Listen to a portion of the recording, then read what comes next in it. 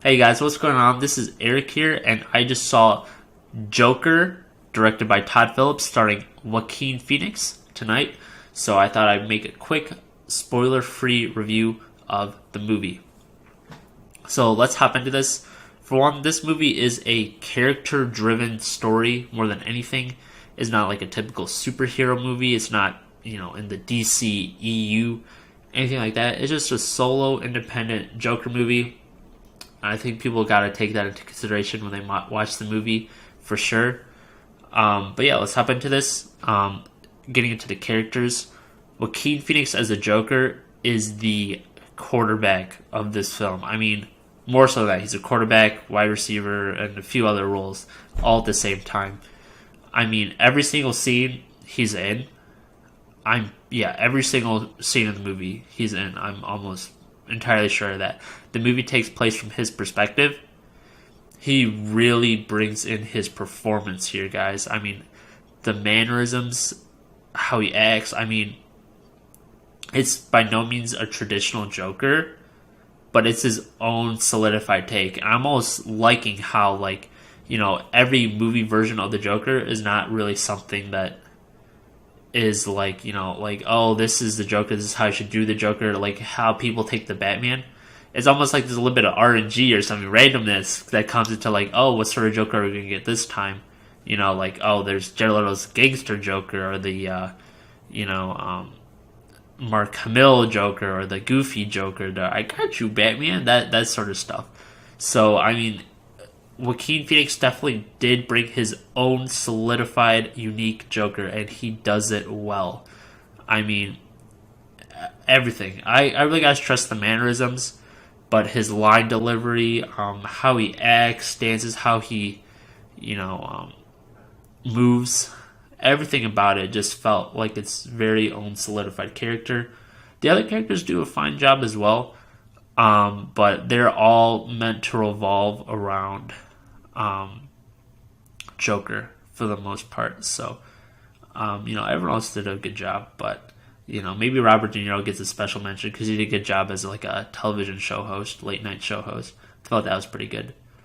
Next up, we got the plot of the movie. Now, a lot of people have been a little bit critical about this movie, saying the plot glorifies, incels or violence, stuff like that.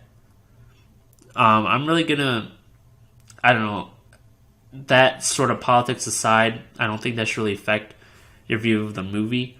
I personally don't really think that it goes out of its way to necessarily glorify incel violence. I think the movie sort of does set up the fact that it's stating that the Joker is sick. He is a sick individual, and that he needs help. And it's sort of about the Joker and his origin story and how he finds himself, how he becomes a Joker. This sort of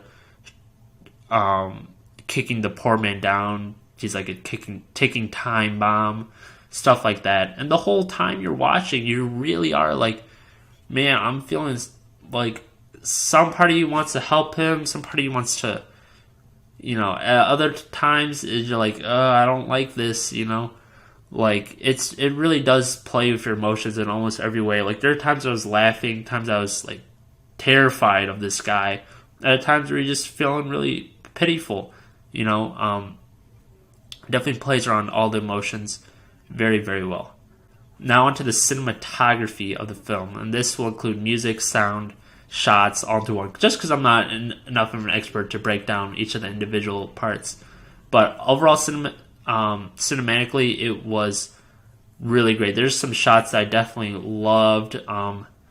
With the music, there wasn't a huge music variety, but the stuff they did well, the shots that included music, just flowed really well, in my opinion.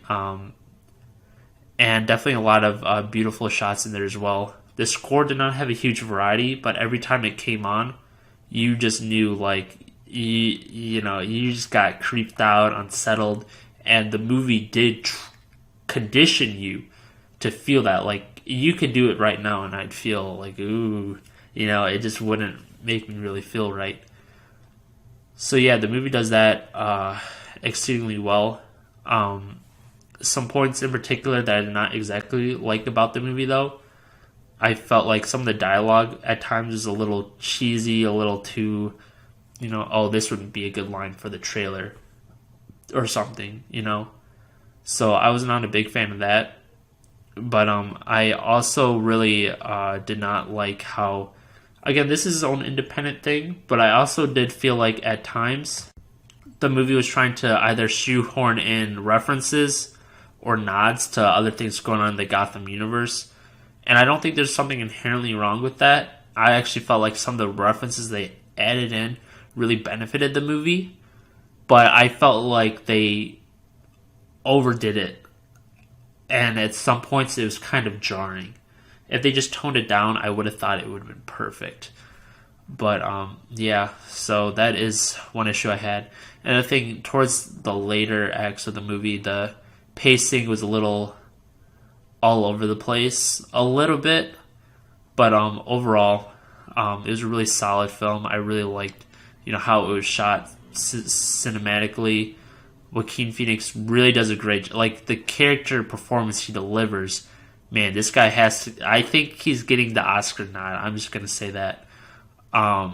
Says Keith Ledger, Jared Leto was a bust. I mean, yeah, Jared Leto, that's his name.